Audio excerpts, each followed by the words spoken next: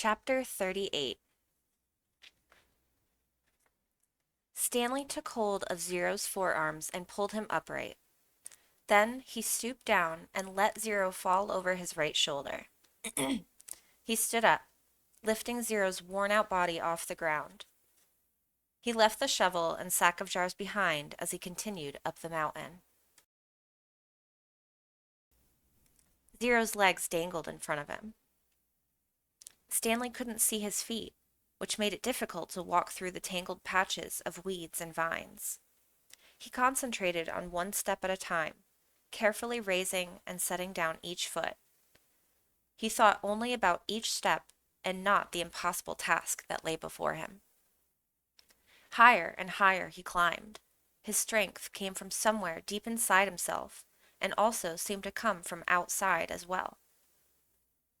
After focusing on Big Thumb for so long, it was as if the rock had absorbed his energy and now acted like a giant magnet, pulling him towards it.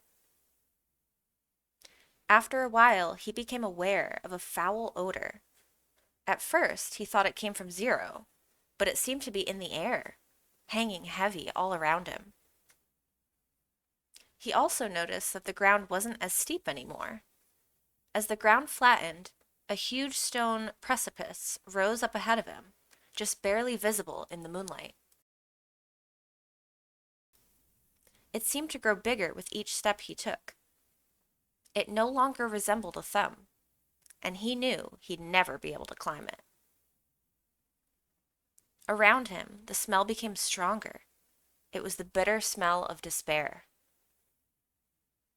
Even if he could somehow climb Big Thumb, he knew he wouldn't find water.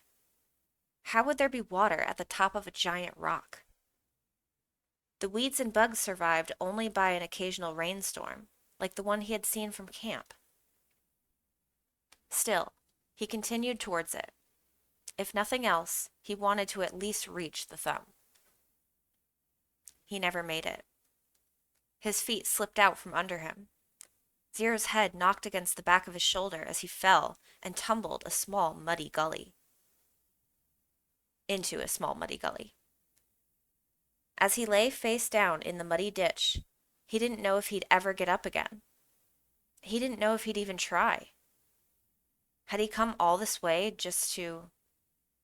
You need water to make mud. He crawled along the gully in the direction that seemed the muddiest. The ground became gloppier. The mud splashed up as he slapped the ground. Using both hands, he dug a hole in the soggy soil. It was too dark to see, but he thought he could feel a tiny pool of water at the bottom of his hole. He stuck his head in the hole and licked the dirt. He dug deeper, and as he did so, more water seemed to fill the hole. He couldn't see it, but he could feel it, first with his fingers, then with his tongue. He dug until he had a hole that was about as deep as his arm was long. There was enough water for him to scoop out with his hands and drop on Zero's face. Zero's eyes remained closed, but his tongue poked out between his lips, searching out the droplets. Stanley dragged Zero closer to the hole. He dug, then scooped some more water and let it pour out of his hands into Zero's mouth. As he continued to widen his hole, his hand came across a smooth, round object. It was too smooth and too round to be a rock. He wiped the dirt off of it and realized it was an onion. He bit into it without peeling it. The hot, bitter juice burst into his mouth. He could feel it all the way up to his eyes. And when he swallowed, he felt its warmth move down his throat and into his stomach. He only ate half. He gave the other half to Zero. Here, eat this. What is it? Zero whispered. A hot fudge sundae. End of chapter 38.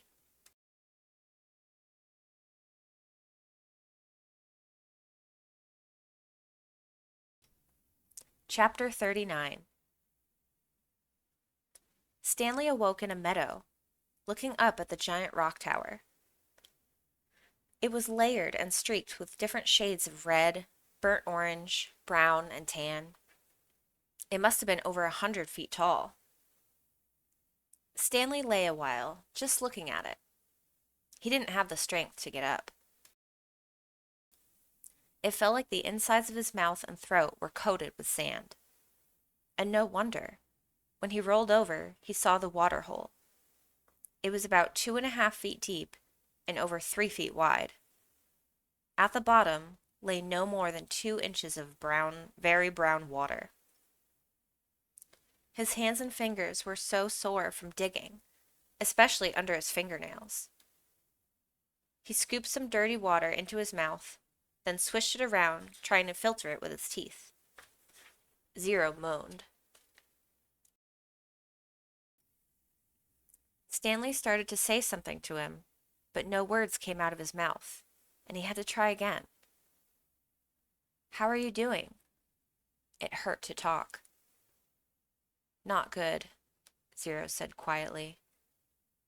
With great effort, he rolled over, raised himself to his knees, and crawled to the water hole.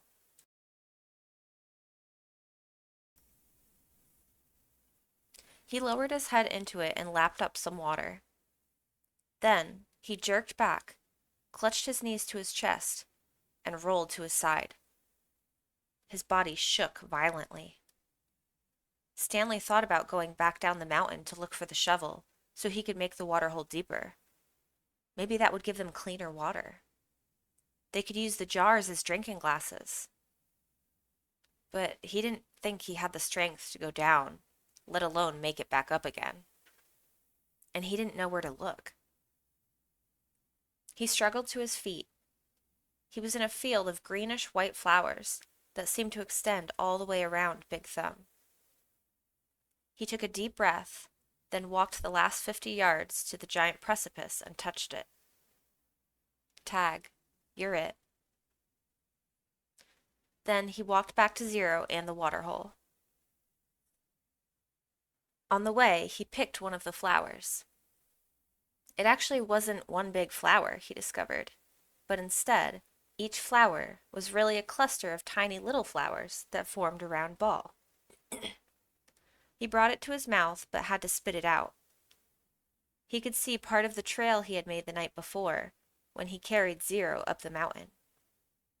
If he was going to head back down and look for the shovel, he realized, he should do it soon, while the trail was fresh. But he didn't want to leave Zero. He was afraid Zero might die while he was gone. Zero was still lying doubled over on his side. "I gotta tell you something," he said with a groan.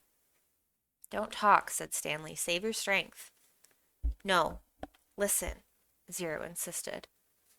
Then he closed his eyes as his face twisted with pain. "I'm listening," Stanley whispered.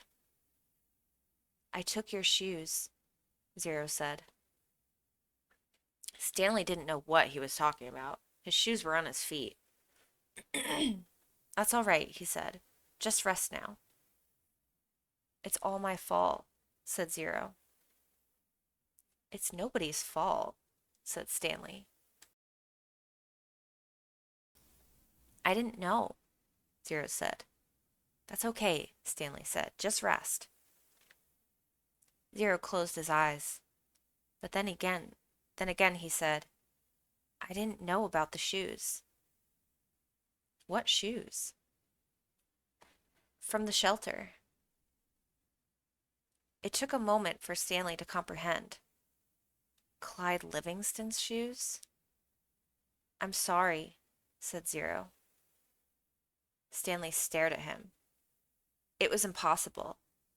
Zero was delirious. Zero's confession seemed to bring him some relief. The muscles in his face relaxed. As he drifted into sleep, Stanley softly sang him the song that had been in his family for generations.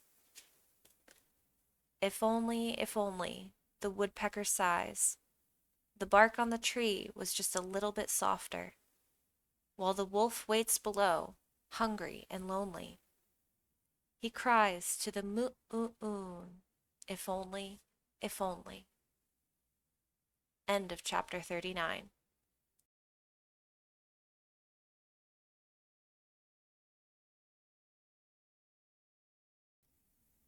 Chapter 40. When Stanley found the onion the night before, he didn't question how it had came to be there. He ate it gratefully. But now, as he sat gazing at Big Thumb and the meadow full of flowers, he couldn't help but wonder about it. If there was one wild onion, there could be more. He intertwined his fingers and tried to rub out the pain. Then he bent down and dug up another flower, this time pulling up the entire plant, including the root. Onions!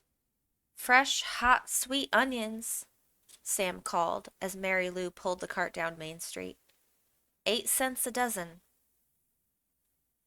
It was a beautiful spring morning. The sky was painted pale blue and pink, the same color as the lake and the peach trees along its shore.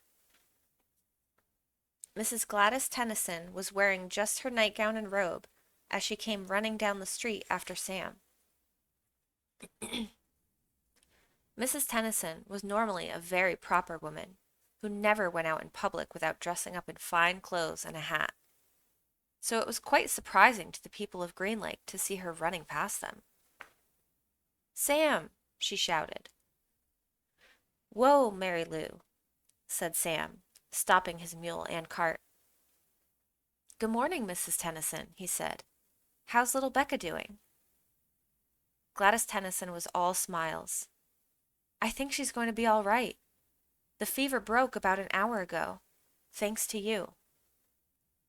"I'm sure the good Lord and Doc Hawthorne deserve most of the credit." "The good Lord, yes," agreed Miss Tennyson, "but not Dr. Hawthorne. That quack wanted to put leeches on her stomach. Leeches! My word! He said they would suck out the bad blood. Now you tell me, how would a leech know good blood from bad blood?" "I wouldn't know," said Sam.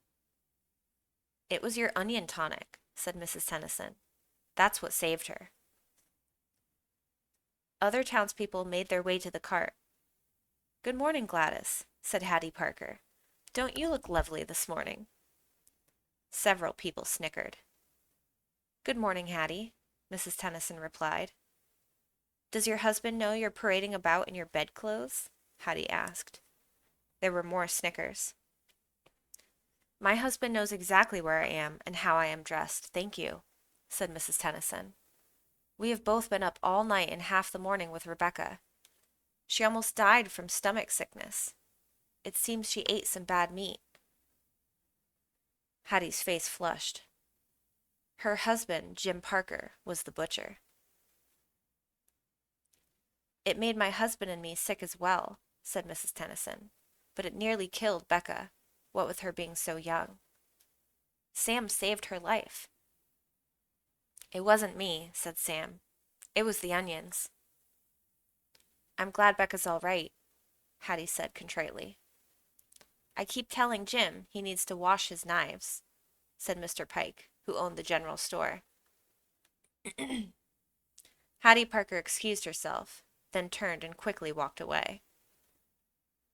"Tell Becca that when she feels up to it to come by the store for a piece of candy," said Mr. Pike. "Thank you, I'll do that." Before returning home, Mrs. Tennyson bought a dozen onions from Sam. She gave him a dime and told him to keep the change.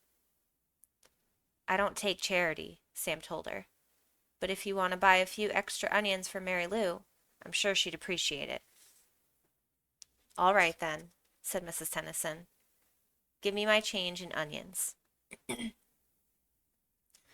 Sam gave Mrs. Tennyson an additional 3 onions, and she fed them one at a time to Mary Lou. She laughed as the old donkey ate them out of her hand.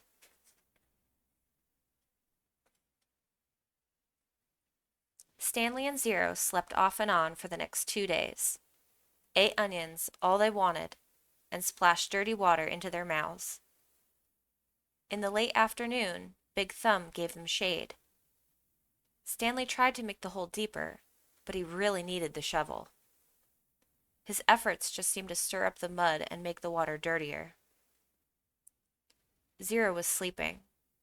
He was still very sick and weak, but the sleep and the onions seemed to be doing him some good. Stanley was no longer afraid that he would die soon.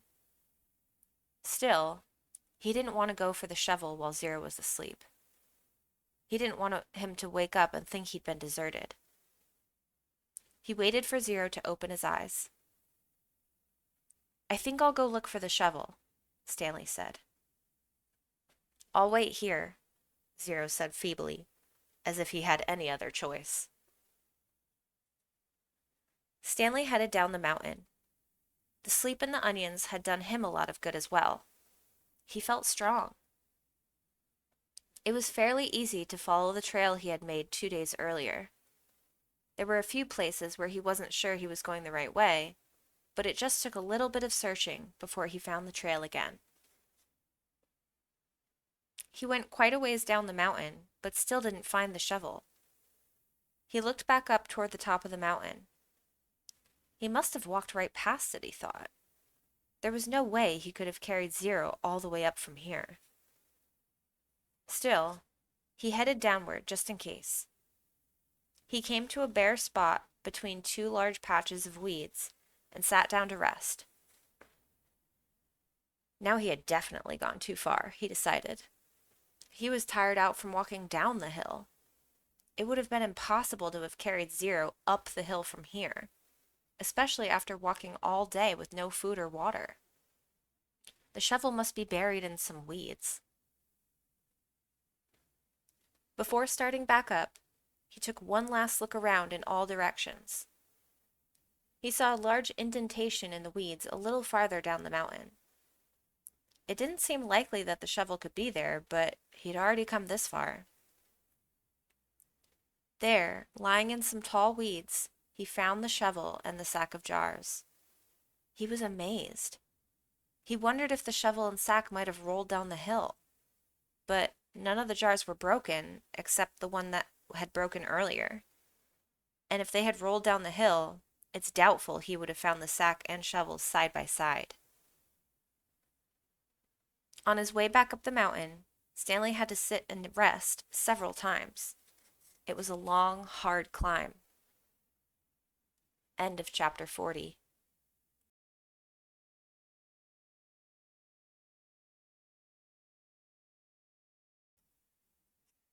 Chapter 41. Zero's condition continued to improve. Stanley slowly peeled an onion. He liked eating them one layer at a time. The water hole was now almost as large as the holes he had dug back at Camp Green Lake. It contained almost 2 feet of murky water. Stanley had dug it all himself. Zero had offered to help, but Stanley thought it better for Zero to save his strength. It was a lot harder to dig in water than it was in a dry lake.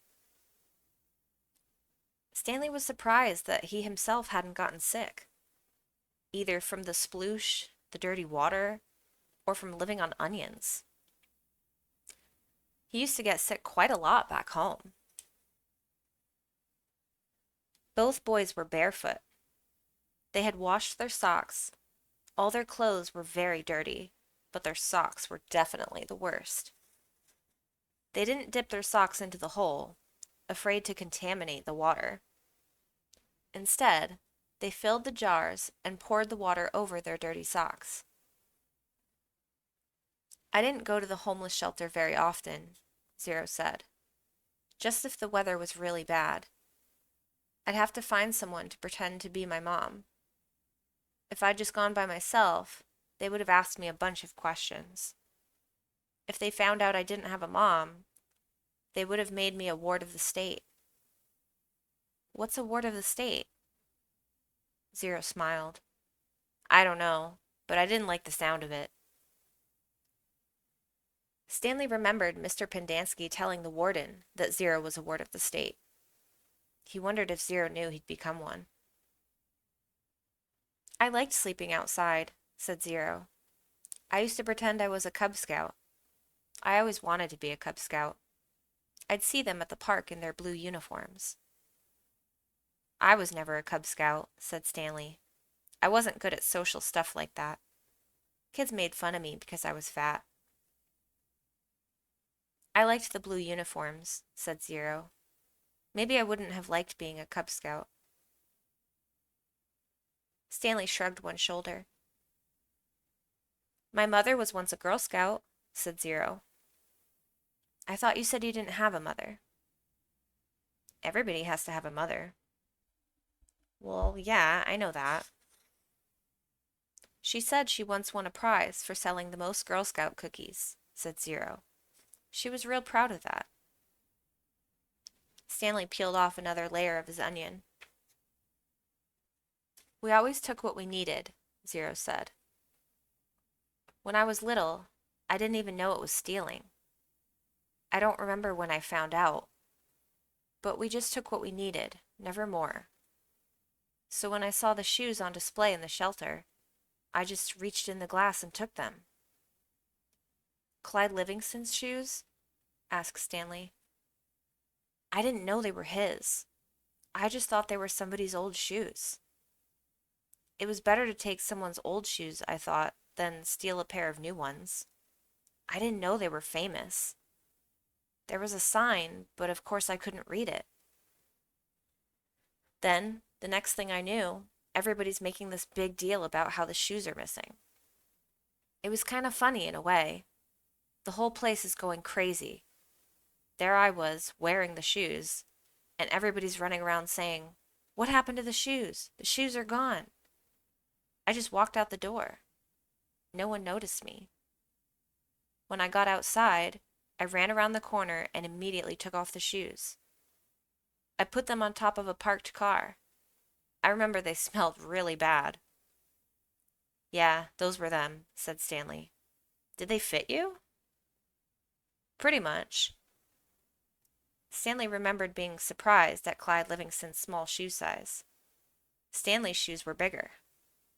Clyde Livingston had small, quick feet.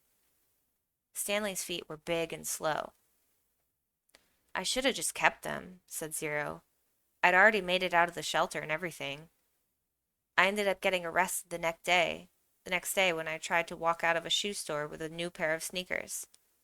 If I had just kept those old smelly sneakers, then neither of us would be here right now. End of chapter 41.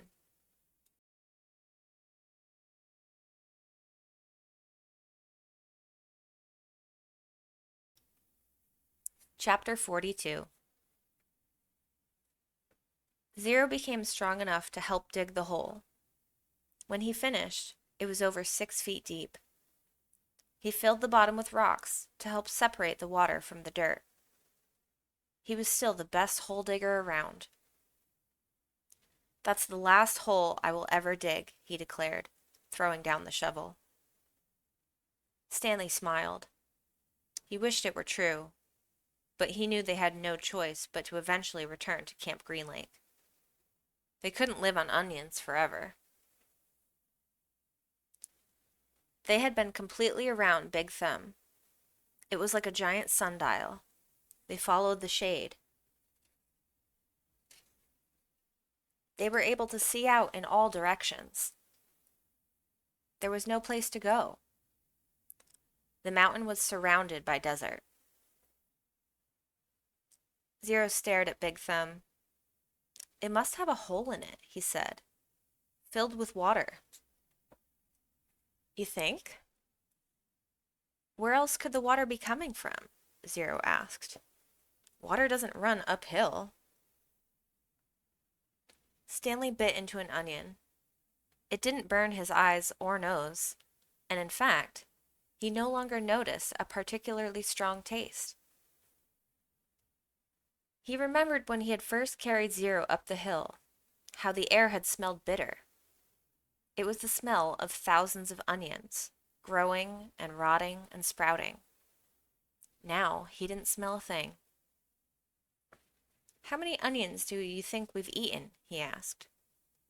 Zero shrugged. I don't even know how long we've been here. I'd say about a week, said Stanley. And we probably each eat about 20 onions a day, so that's 280 onions, said Zero. Stanley smiled. I bet we really stink. 2 nights later, Stanley lay awake, staring up at the star-filled sky. He was too happy to fall asleep. He knew he had no reason to be happy. He had heard or read somewhere that right before a person freezes to death, he suddenly feels nice and warm.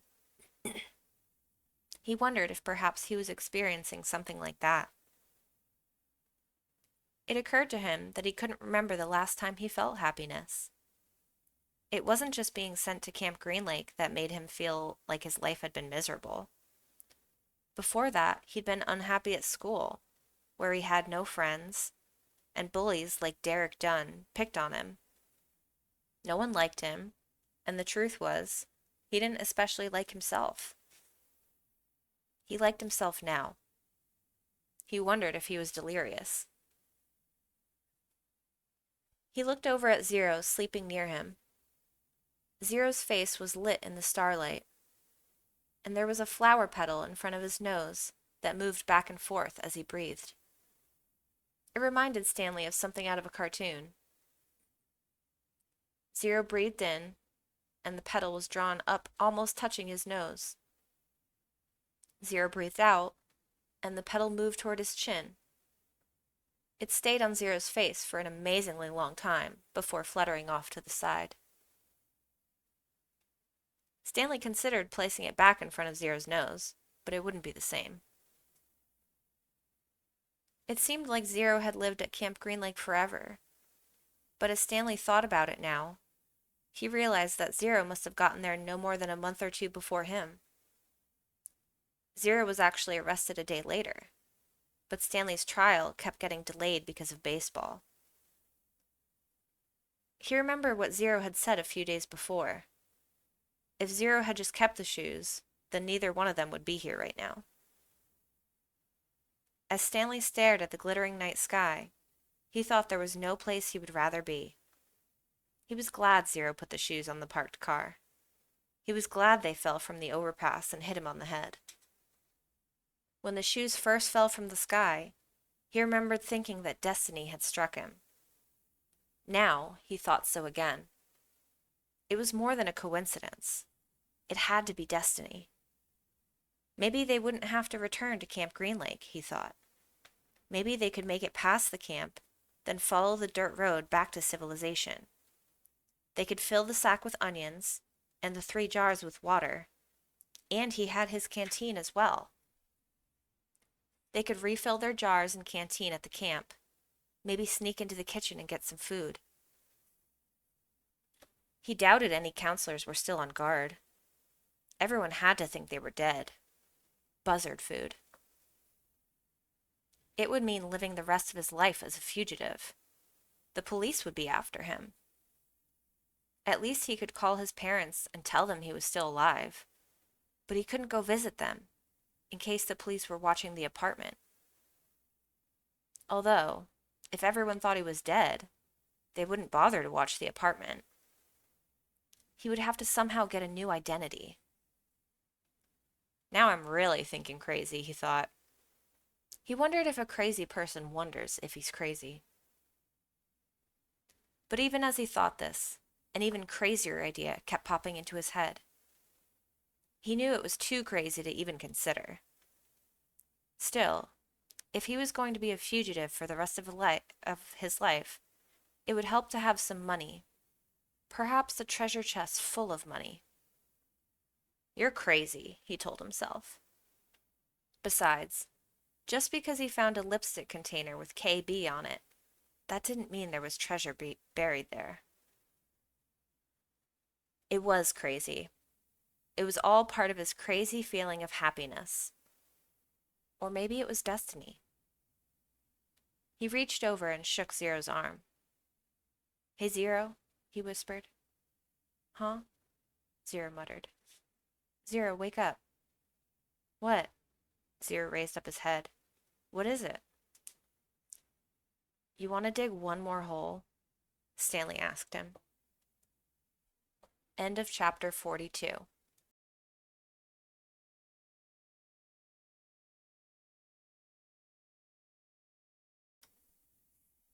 Chapter 43.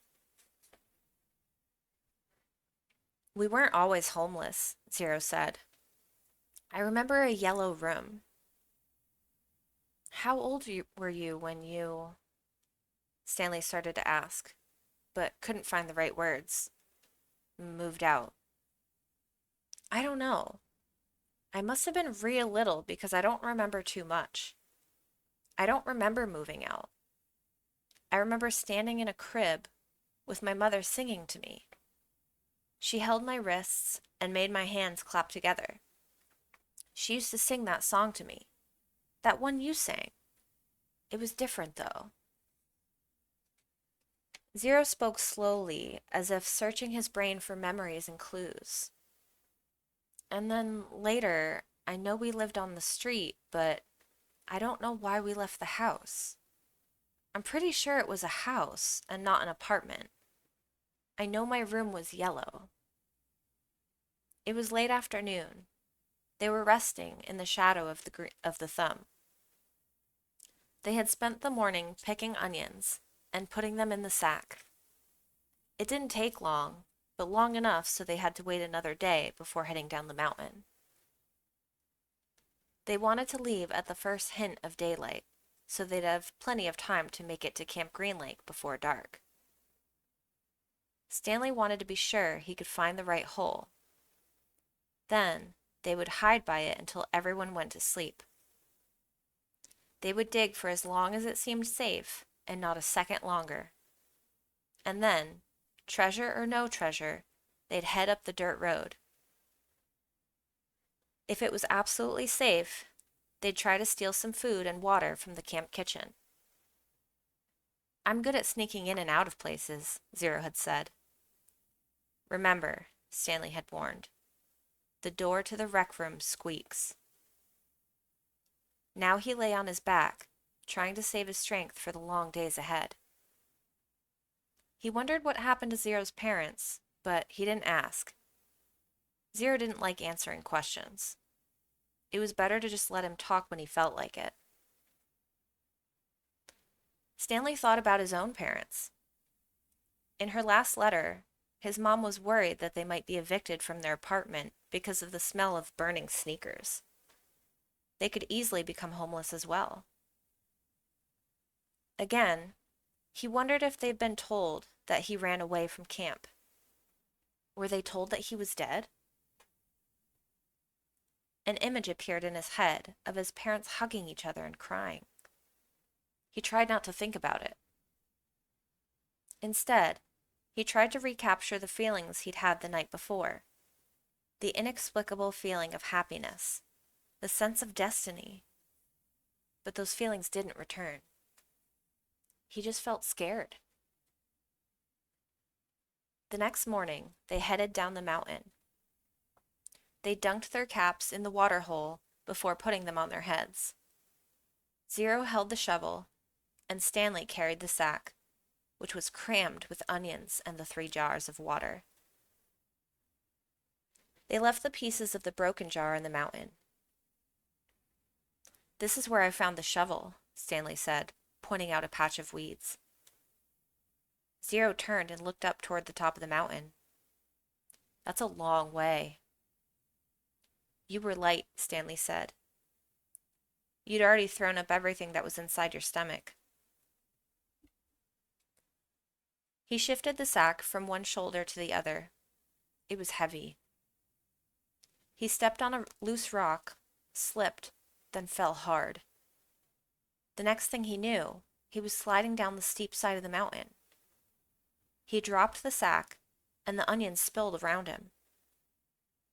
He slid into a patch of weeds and grabbed onto a thorny vine. The vine ripped out of the earth, but slowed him enough so that he was able to stop himself. Are you all right? Zero asked from above. Stanley groaned as he pulled a thorn out of his palm. Yeah, he said. He was all right. He was worried more about the jars of water. Zero climbed down after him, retrieving the sack along the way. Stanley pulled some thorns out of his pant legs. The jars hadn't broken. The onions protected them, like styrofoam packing material. Glad you didn't do that when you were carrying me, Zero said. They'd lost about a third of the onions, but recovered many of them as they continued down the mountain. When they reached the bottom, the sun was just rising above the lake. They walked directly towards it. Soon, they stood on the edge of a cliff, looking down on the dry lake bed. Stanley wasn't sure, but he thought he could see the remains of the Mary Lou off in the distance. You thirsty? Stanley asked. No, said Zero. How about you? No, Stanley lied. He didn't want to be the first one to take a drink. Although they didn't mention it, it had become kind of a challenge between him and Zero. They climbed down into the frying pan.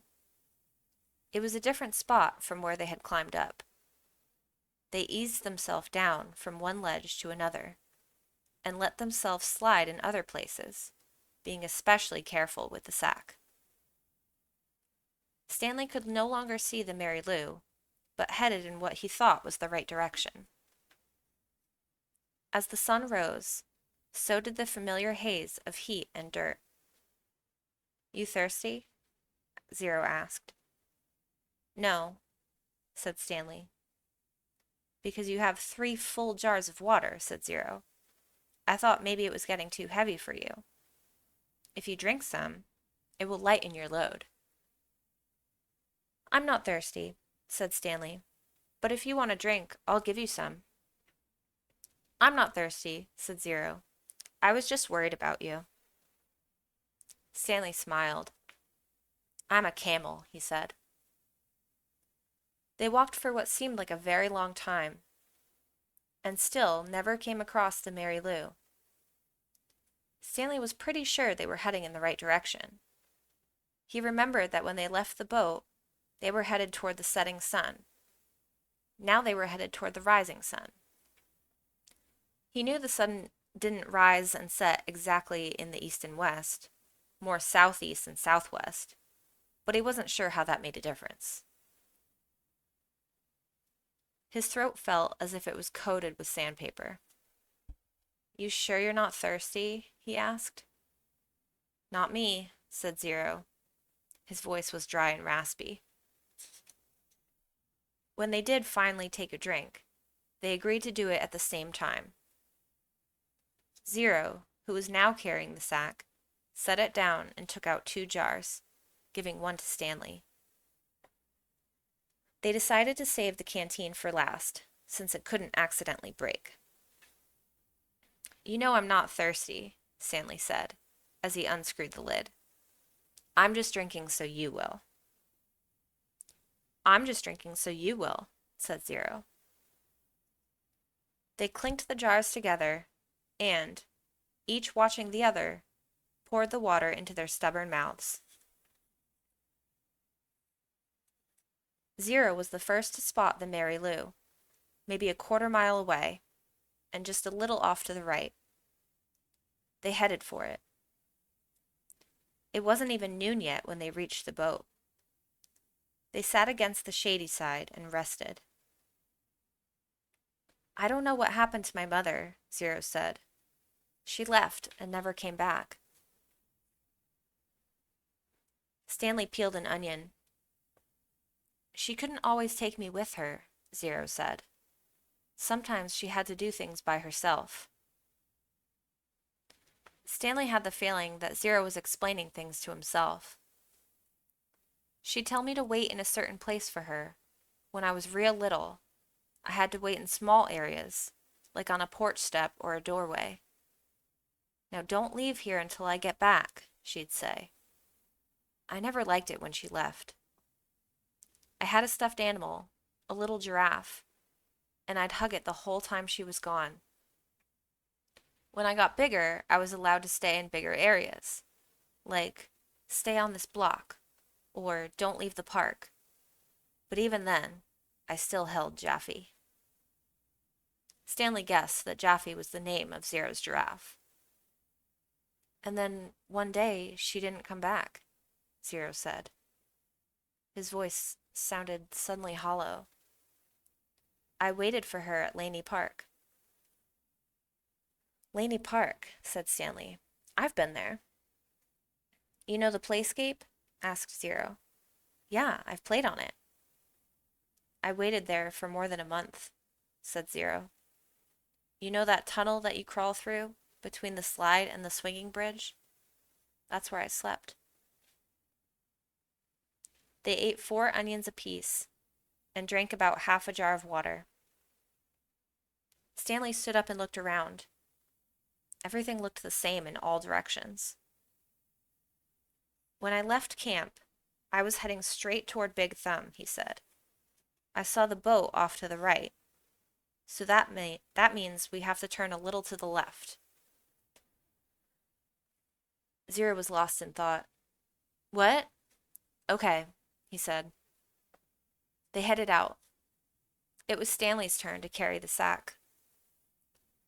Some kids had a birthday party, Zero said. I guess it was about 2 weeks after my mother left. There was a picnic table next to the playscape, and balloons were tied to it. The kids looked to be the same age as me. One girl said hi to me and asked if I wanted to play. I wanted to, but I didn't. I knew I didn't belong at the party, even though it wasn't their playscape. There was this one mother who kept staring at me like I was some kind of monster. Then later, a boy asked if I wanted a piece of cake. But then that same mother told me, "Go away," and she told all the kids to stay away from me, so I never got the piece of cake. I ran away so fast I forgot Jaffe. Did you ever find him? It? For a moment, Zero didn't answer. Then he said, he wasn't real. Stanley thought again about his own parents. How awful it would be for them to never know if he was dead or alive. He realized that was how Zero must have felt, not knowing what happened to his own mother. He wondered why Zero never mentioned his father. Hold on, Zero said, stopping abruptly. We're going the wrong way. No, this is right, said Stanley.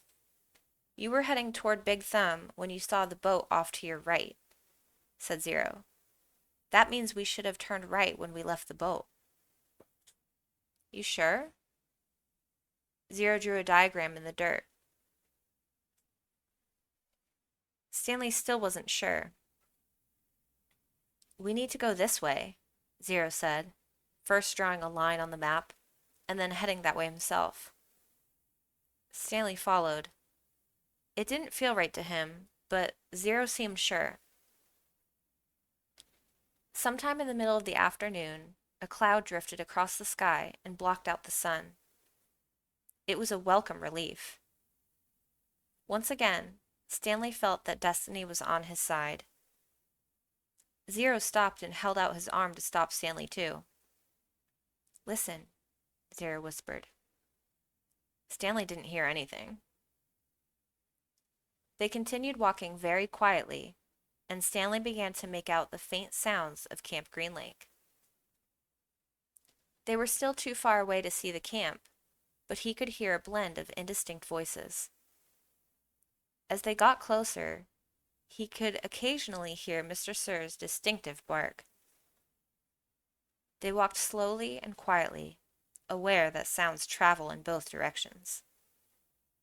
They approached a cluster of holes. Let's wait here until they go in, said Zero. Stanley nodded. He checked to make sure there was nothing living in it, then climbed down into a hole. Zero climbed into the one next to him. Despite having gone the wrong way for a while, it hadn't taken them nearly as long as Stanley had expected. Now, they just had to wait. The sun cut through the cloud, and Stanley felt its rays beating down on him. But soon, more clouds filled the sky, shading Stanley and his hole. He waited until he was certain the last of the campers had finished for the day. Then he waited a little longer. As quietly as possible, he and Zero climbed up out of their holes and crept toward camp. Stanley held the sack in front of him, cradled in his arms instead of over his shoulder, to keep the jars from clanking against each other. A wave of terror rushed over him when he saw the compound. The tents, the rec room, the warden's cabin under the 2 oak trees. The fear made him dizzy. He took a breath, summoned his courage, and continued. "That's the one," he whispered, pointing out the hole where he found the gold tube.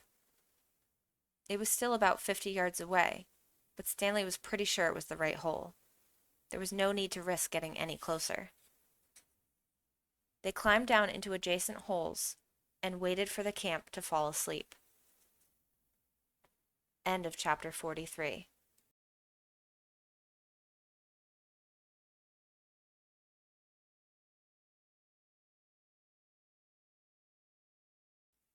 Chapter 44. Stanley tried to sleep, not knowing when he'd get the chance again. He heard the showers, and later the sounds of dinner. He heard the creaking of the rec room door. His fingers drummed against the side of the hole. He heard his own heartbeat. He took a drink from the canteen. He had given Zero the water jars. They each had a good supply of onions. He wasn't sure how long he remained in the hole. Maybe 5 hours. He was surprised when he heard Zero whispering for him to wake up. He didn't think he'd fallen asleep. If he had, he thought it must have just been for the last 5 minutes. Although, when he opened his eyes, he was surprised how dark it was. There was only one light on at camp, in the office.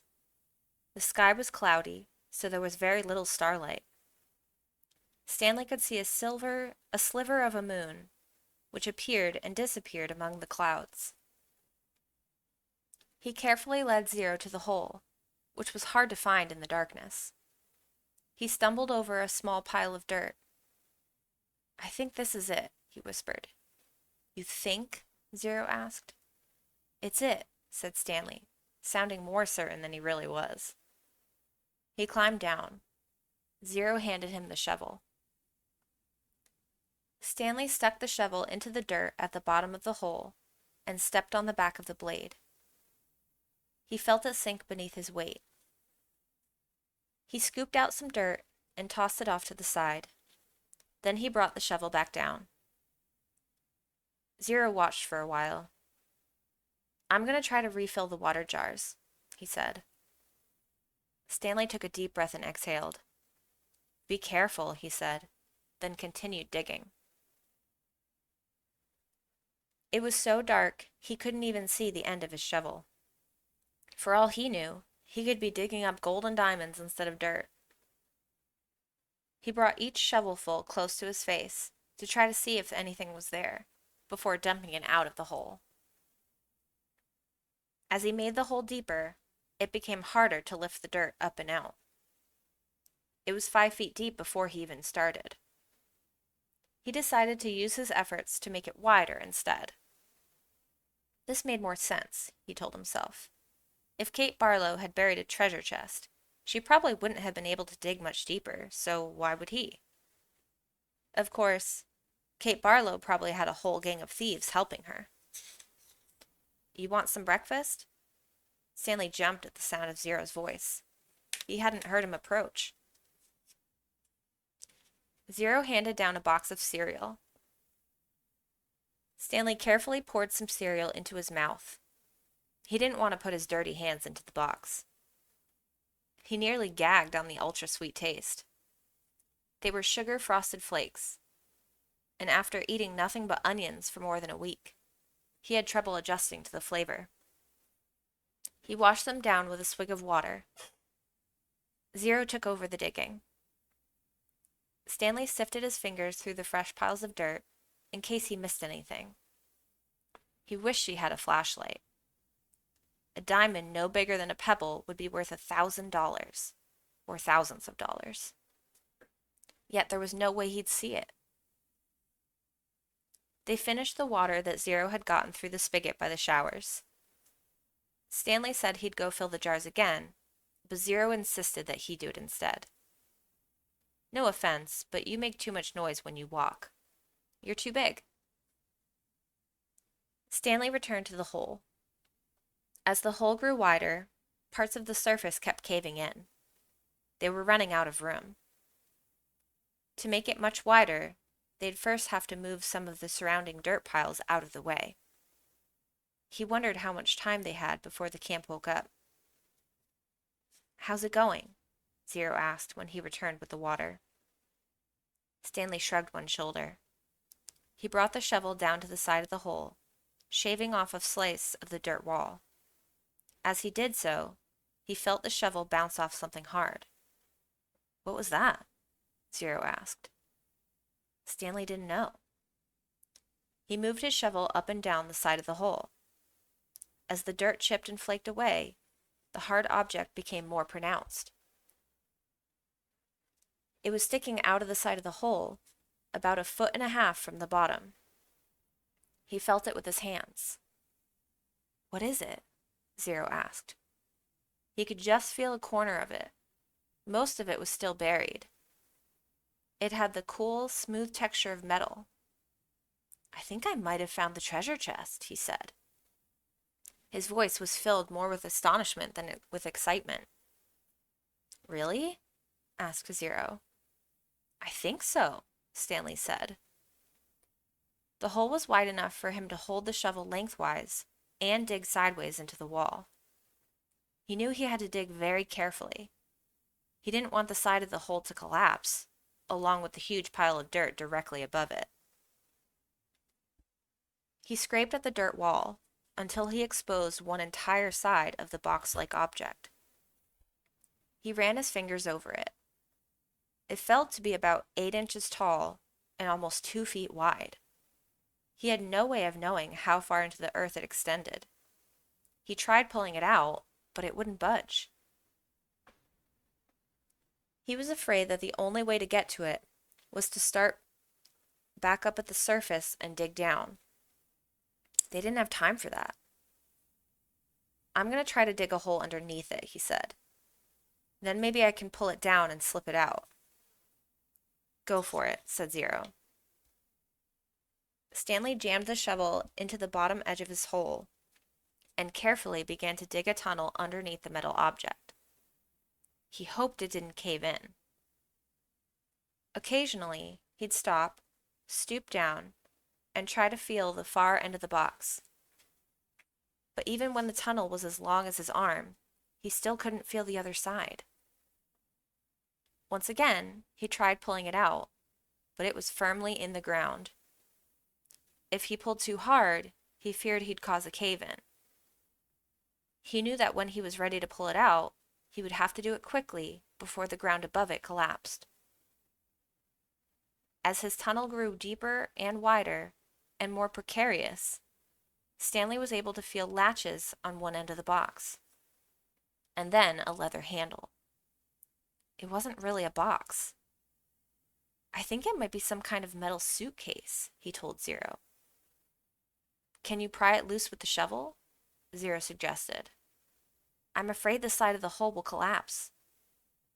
"You might as well give it a try," said Zero. Stanley took a sip of water.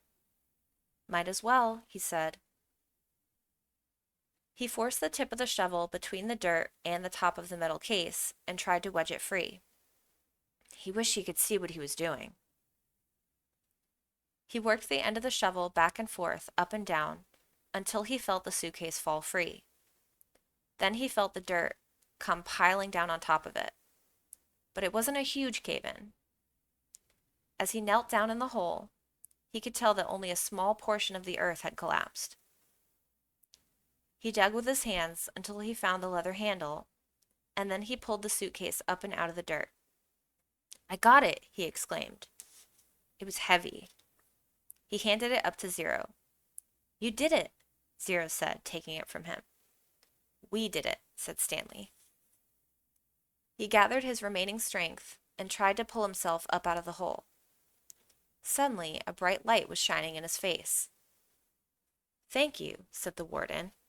You boys have been a big help. End of chapter 44.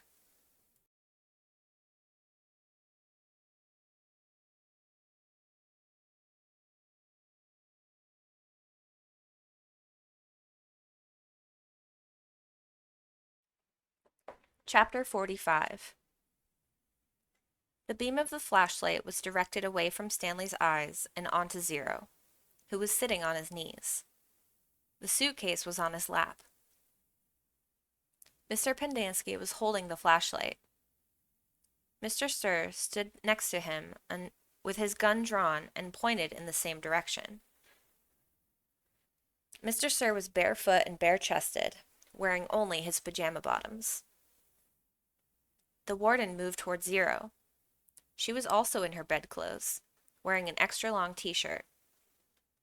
Unlike Mr. Sir, however, she had on her boots. Mr. Pendanski was the only one fully dressed. Perhaps he had been on guard duty. Off in the distance, Stanley could see two more flashlights bobbing toward them in the darkness. He felt helpless in the hole. You boys arrived just in the nick, the warden started to say. She stopped talking, and she stopped walking. Then she slowly backed away. A lizard had crawled on top of the suitcase. Its big red eyes glowed in the beam of the flashlight. Its mouth was open, and Stanley could see its white tongue moving in and out between its black teeth. Zero sat still as a statue. A second lizard crawled up over the side of the suitcase and stopped less than an inch away from Zero's little finger. Stanley was afraid to look, and afraid not to. He wondered if he should try to scramble out of the hole before the lizards turned on him, but he didn't want to cause any commotion. The second lizard crawled across Zero's fingers and halfway up his arm. It occurred to Stanley that the lizards were probably on the suitcase when he handed it to Zero. There's another one, gasped Mr. Pendanski. He shined the flashlight on the box of frosted flakes, which lay on its side beside Stanley's hole. A lizard was crawling out of it. The light also illuminated Stanley's hole. He glanced downward and had to force himself to suppress a scream. He was standing in a lizard nest. He felt the scream explode inside of him. He could see 6 lizards. There were 3 on the ground, 2 on his left leg, and 1 on his right sneaker. He tried to remain very still. Something was crawling up the back of his neck. 3 other counselors approached the area. Stanley heard one say, "What's going?" and then whisper, "Oh my God." "What do we do?" asked Mr. Pendanski. "We wait," said the warden. "It won't be very long." "At least we'll have a body to give that woman," said Mr. Pendanski. "She's going to ask a lot of questions," said Mr. Sir. "And this time she'll have the AG with her." "Let her ask her questions," said the warden. "Just so long as I have the suitcase, I don't care what happens. Do you know how long—" Her voice trailed off, then started up again. "When I was little, I'd watch my parents dig holes. Every weekend and every holiday. When I got bigger, I had to dig too, even on Christmas." Stanley felt tiny claws dig into the side of his face as the lizard pulled itself off his neck and up past his chin. "It won't be long now," the warden said. Stanley could hear his heart beat. Each beat told him he was still alive, at least for 1 more second. End of chapter 45.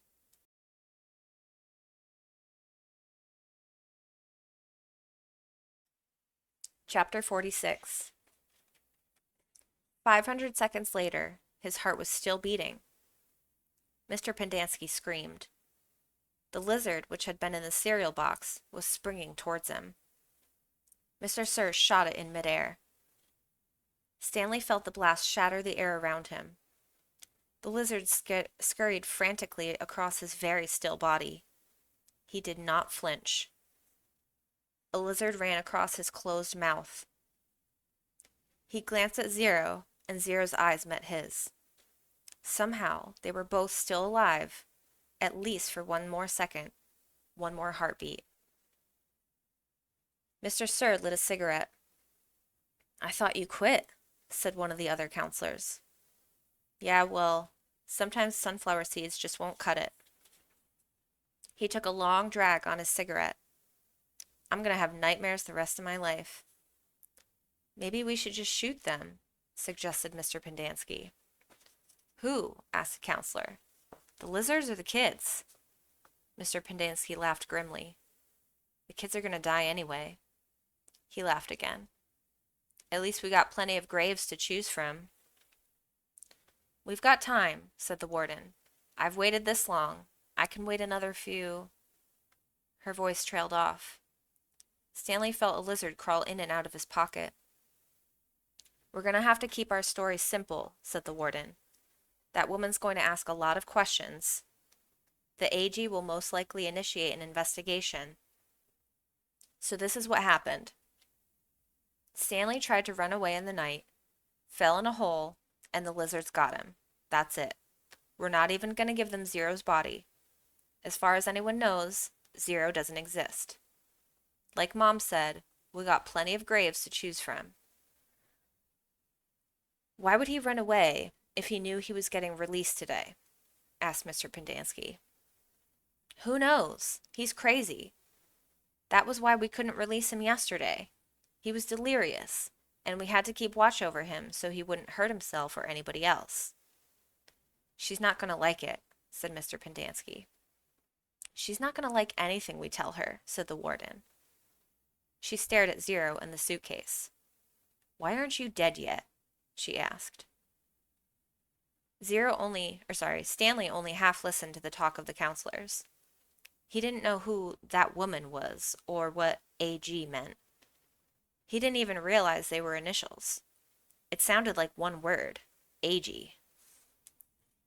His mind was focused on the tiny claws that moved up and down his skin and through his hair. He tried to think about other things.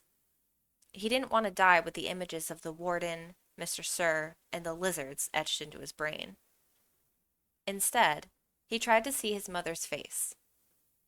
His brain took him back to a time when he was very little, all bundled up in a snowsuit.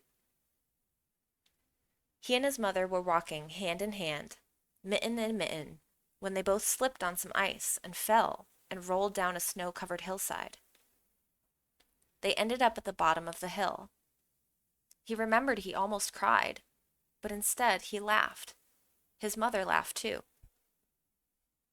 He could feel the same light-headed feeling he felt then, dizzy from rolling down the hill. He felt the sharp coldness of the snow against his ear. He could see flecks of snow on his mother's bright and cheery face. This was where he wanted to be when he died. "Hey, caveman, guess what?" said Mr. Sir.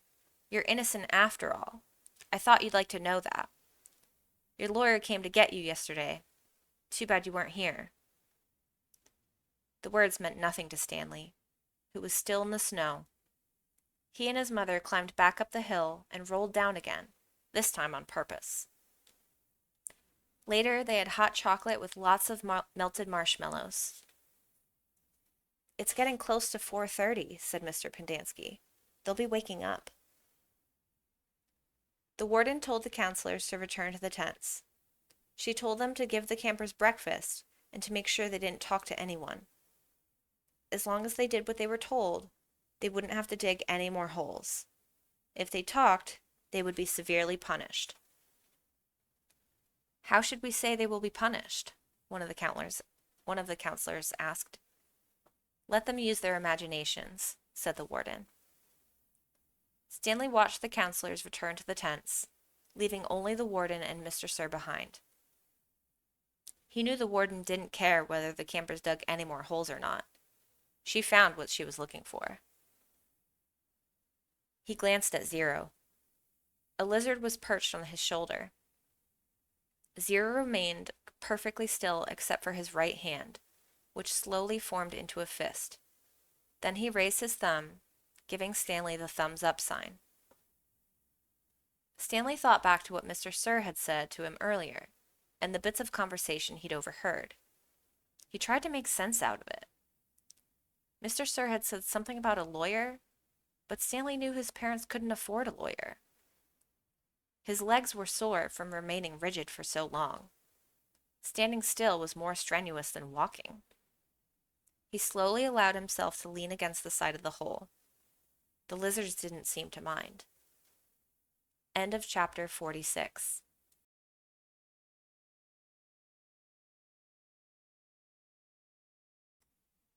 Chapter 47. The sun was up, and Stanley's heart was still beating. There were 8 lizards in the hole with him. Each one had exactly 11 yellow spots. The warden had dark circles under her eyes from lack of sleep, and lines across her forehead and face which seemed exaggerated in the stark morning light. Her skin looked blotchy. "Satan," said Zero.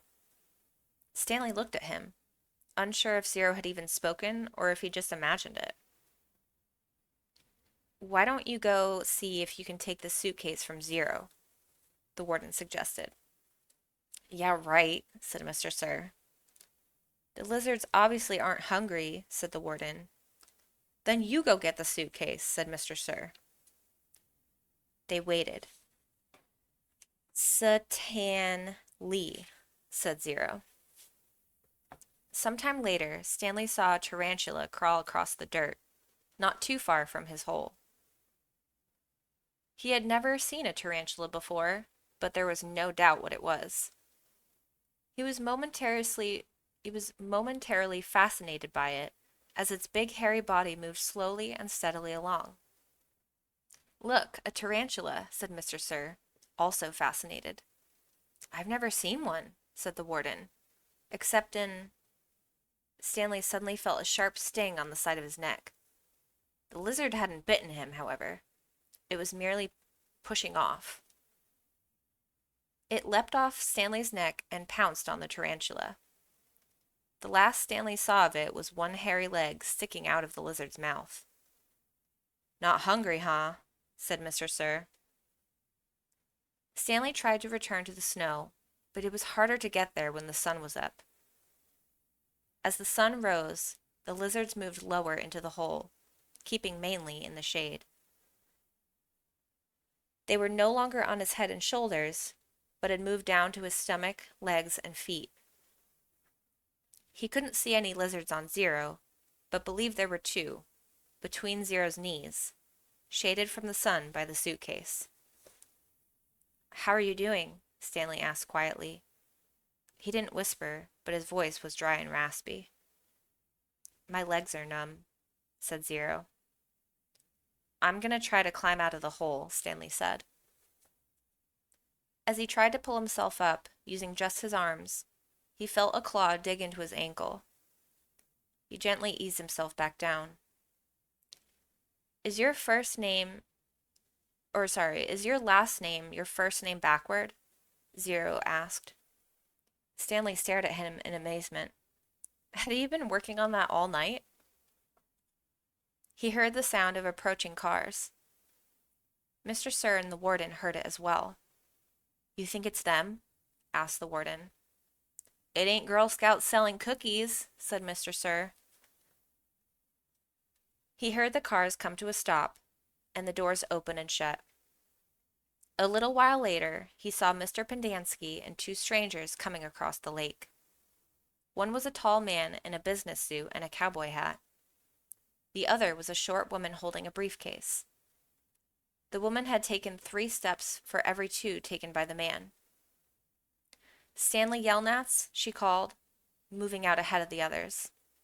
"I suggest you don't come any closer," said Mr. Sir. "You can't stop me," she snapped. then took a second glance at him, wearing pajama pants and nothing else. "We'll get you out of here, Stanley," she said. "Don't you worry." She appeared to be Hispanic, with straight black hair and dark eyes. She spoke with a little bit of a Mexican accent, trilling her R's. "What in tarnation?" the tall man exclaimed as he came up behind her. She turned on him. "I'm telling you right now, if any harm comes to him, we will be filing charges not only against Miss Walker and Camp Green Lake, but the entire state of Texas as well. Child abuse, false imprisonment, torture."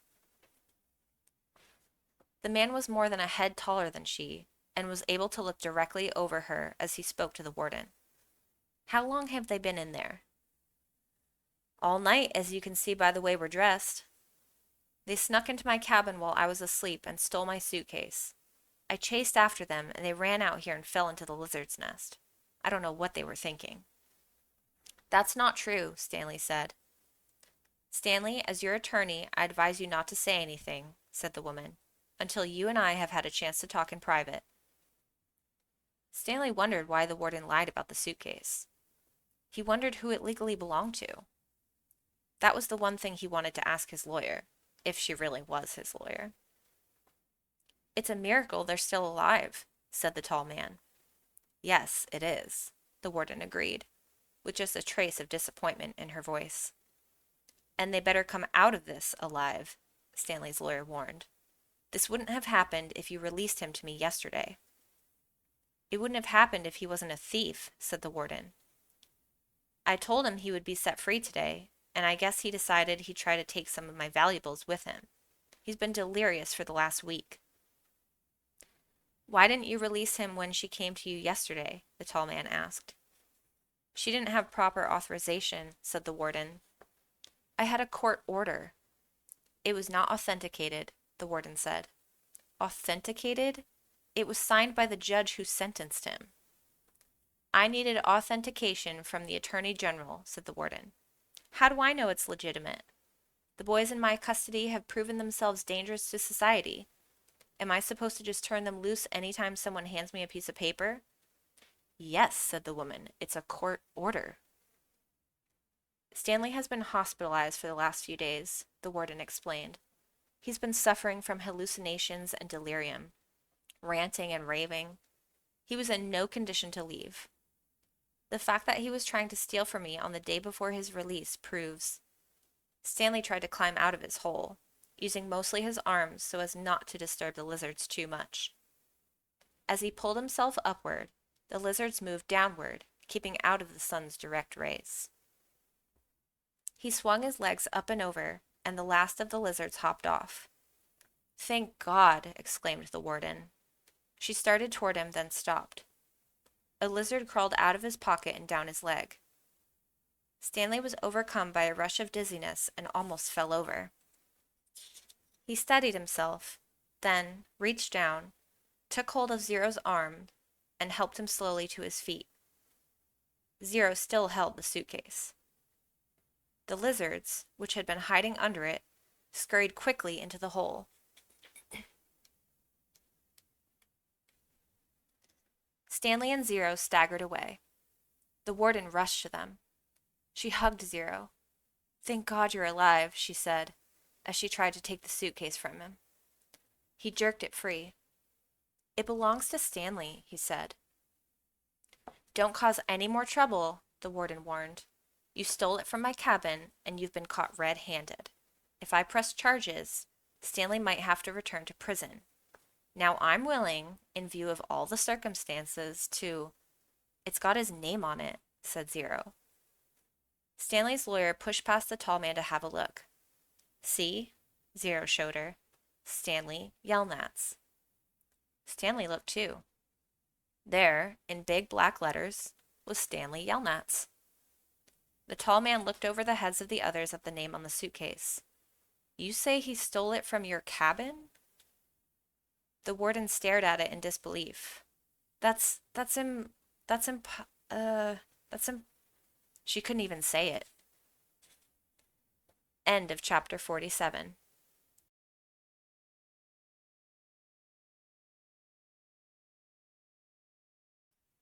Chapter 48.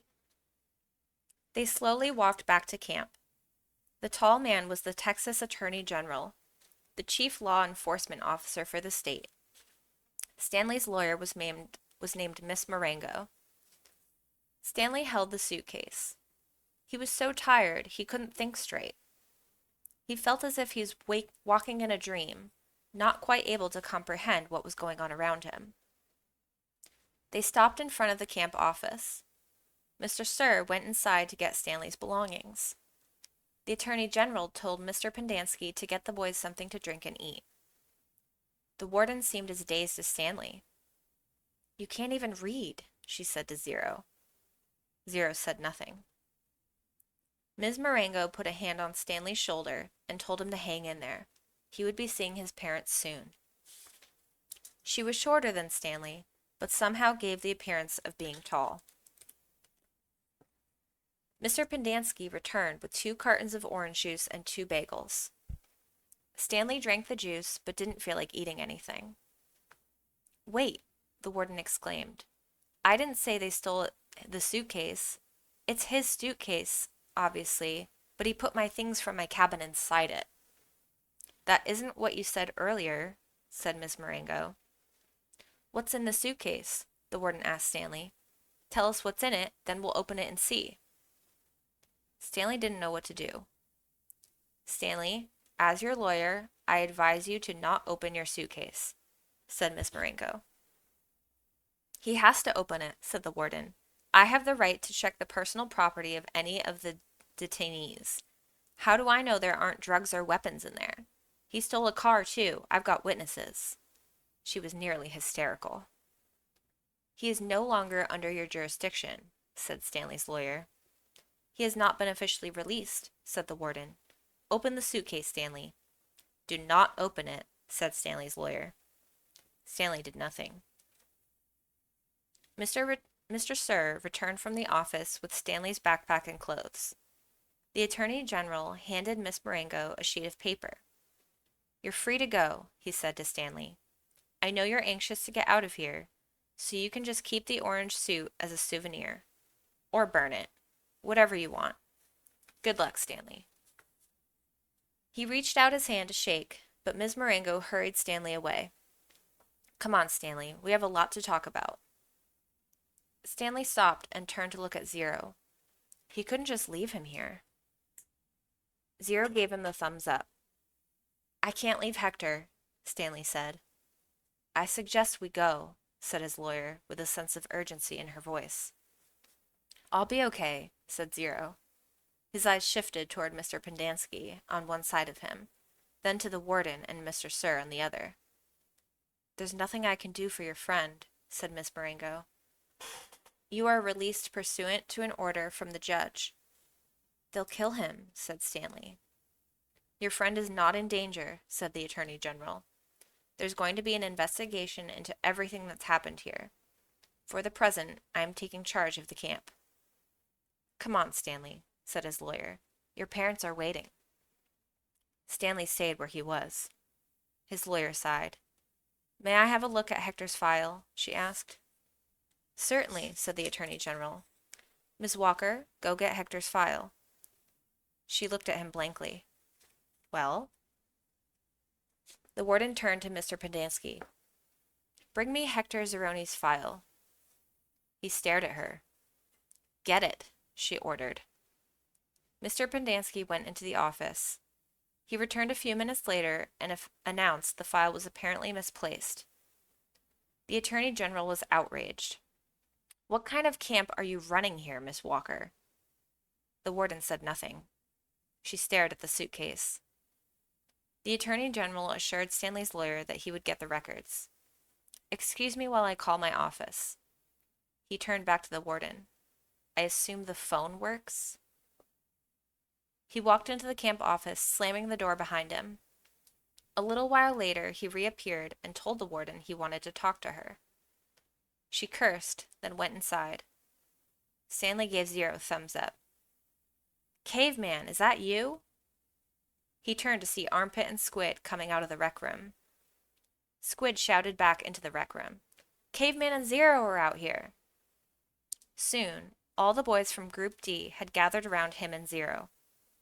Good to see you, man, Armpit said, shaking his hand. We thought you were buzzard food. Stanley's being released today, said Mr. Pendanski.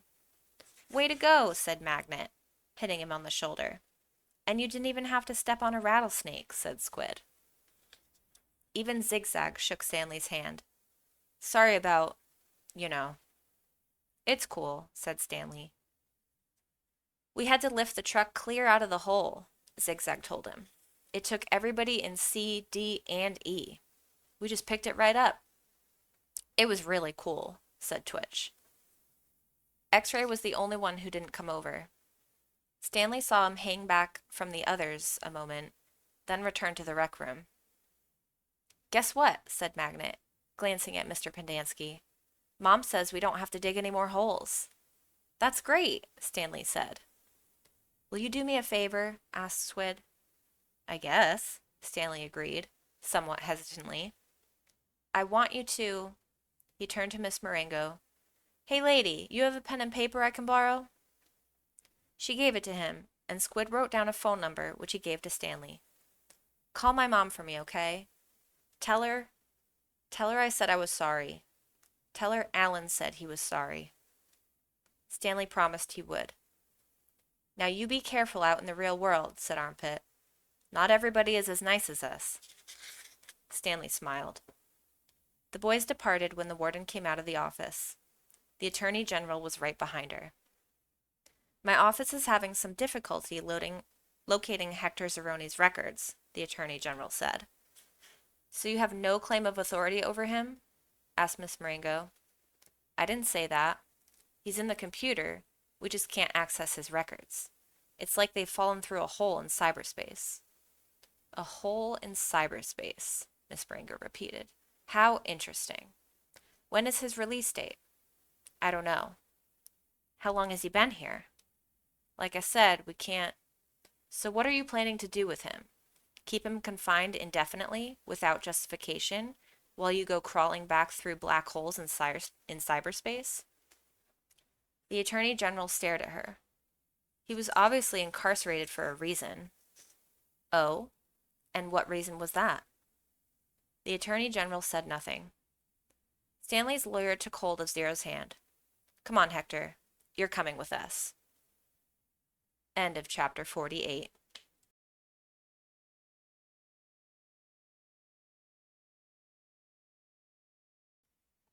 Chapter 49.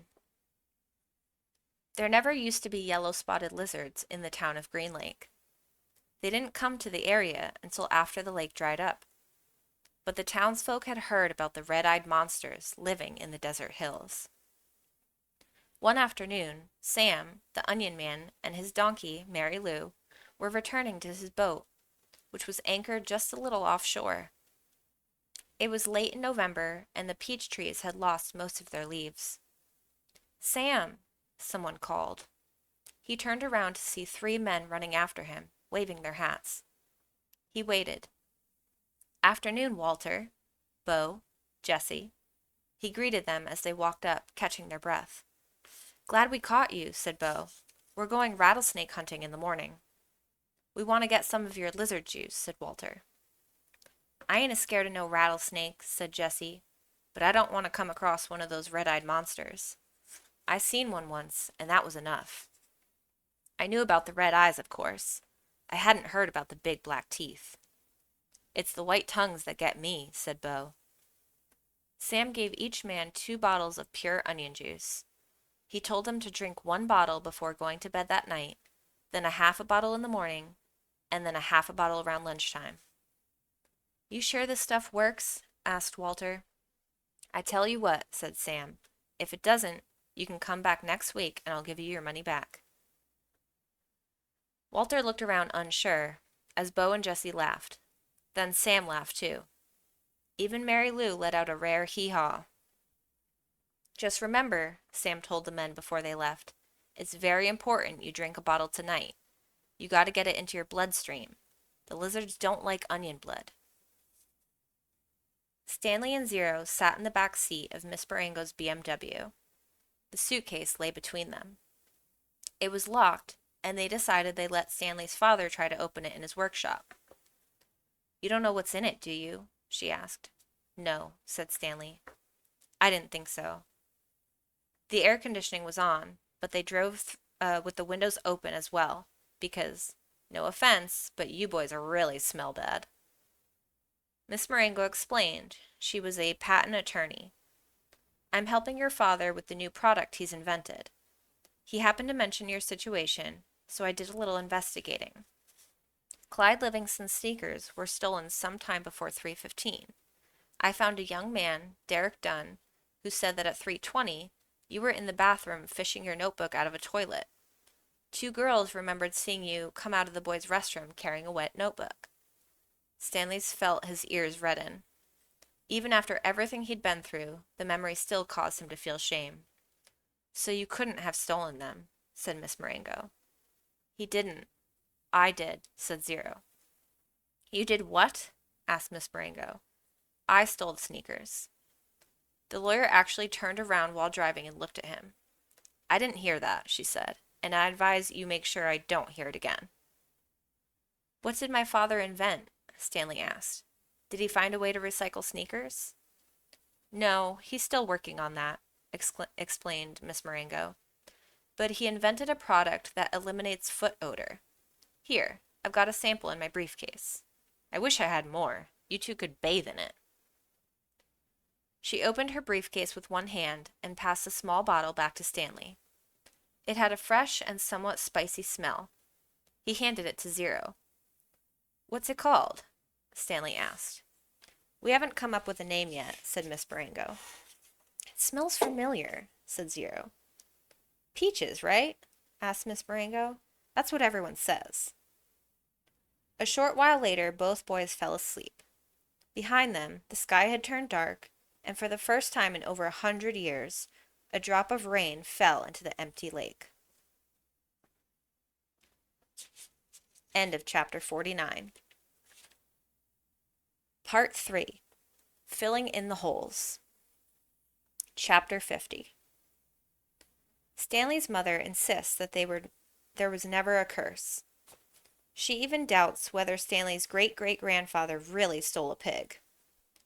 The reader might find it interesting, however, that Stanley's father invented his cure for foot odor the day after the great-great-grandson of Elia Yelnats carried the great-great-great-grandson of Madame Zeroni up the mountain. The Attorney General closed Camp Green Lake. Miss Walker, who was in desperate need of money, had to sell the land which had been in her family for generations. It was bought by a national organization dedicated to the well-being of young girls. In a few years, Camp Green Lake will become a Girl Scout camp. This is pretty much the end of the story. The reader probably still has some questions, but unfortunately, from here on in, the answers tend to be long and tedious. While Mrs. Bell, Stanley's former math teacher, might want to know the percent change in Stanley's weight, the reader probably cares more about the change in Stanley's character and self-confidence. But those changes are subtle and hard to measure. There is no simple answer. Even the contents of the suitcase turned out to be somewhat tedious. Stanley's father pried it open in his workshop, and at first everyone gaped at the sparkling jewels. Stanley thought he and Hector had become millionaires, but the jewels were of poor quality, worth no more than $20,000. Underneath the jewels was a stack of papers that had once belonged to the first Stanley Yelnats. These consisted of stock certificates, deeds of trust, and promissory notes. They were hard to read and even more difficult to understand. Miss Marengo's law firm spent more than 2 months going through all the papers. They turned out to be a lot more valuable than the jewels. After legal fees and taxes, Stanley and Zero each received less than $1 million, but not a lot less. It was enough for Stanley to buy his family a new house with a laboratory in the basement and for Hector to hire a team of private investigators. But it would be boring to go through all the tedious details of all the changes in their lives. Instead, the reader will be presented with one last scene, which took place almost a year and a half after Stanley and Hector left Camp Green Lake. You will have to fill in the holes yourself. There was a small party at the Yelnats' house. Except for Stanley and Hector, everyone there was an adult. All kinds of snacks and drinks were set out on the counter, including caviar, champagne, and the fixings to make ice cream sundaes. The Super Bowl was on television, but nobody was really watching. It should be coming on at the next break, Miss Marengo announced. A timeout was called in the football game, and a commercial came on the screen. Everyone stopped talking and watched. The commercial showed a baseball game. Amid a cloud of dust, Clyde Livingston slid into home plate as the catcher caught the ball and tried to tag him out. "Safe," shouted the umpire as he signaled with his arms. The people at Stanley's house cheered as if the run really counted. Clyde Livingston got up and dusted the dirt off his uniform. As he made his way back to the dugout, he spoke to the camera. "Hi, I'm Clyde Livingston, but everyone around here calls me Sweet Feet." "Way to go, Sweet Feet," said another baseball player, slapping his hand.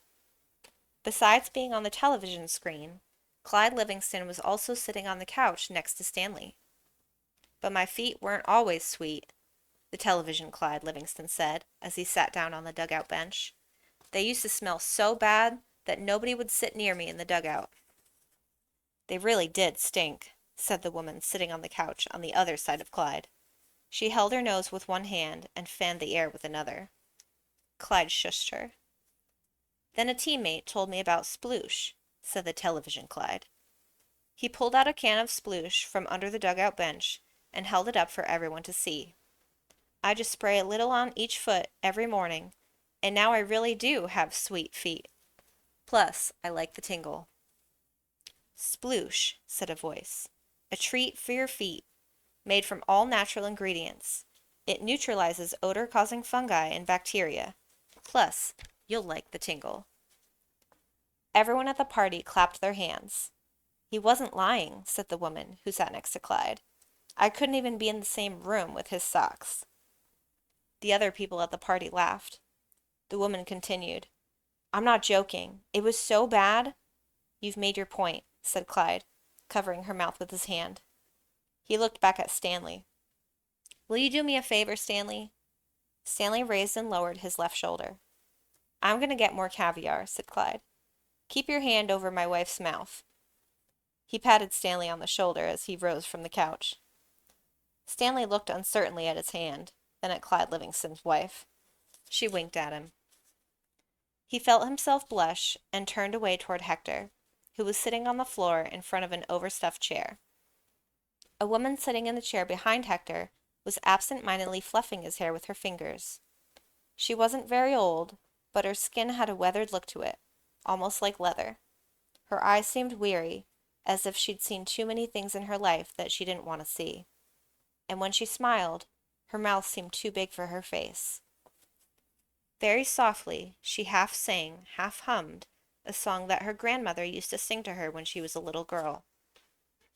If only, the moon speaks no reply, reflecting the sun and all that's gone by. Be strong, my weary wolf, turn around boldly. Fly high, my baby bird, my angel, my only." The end.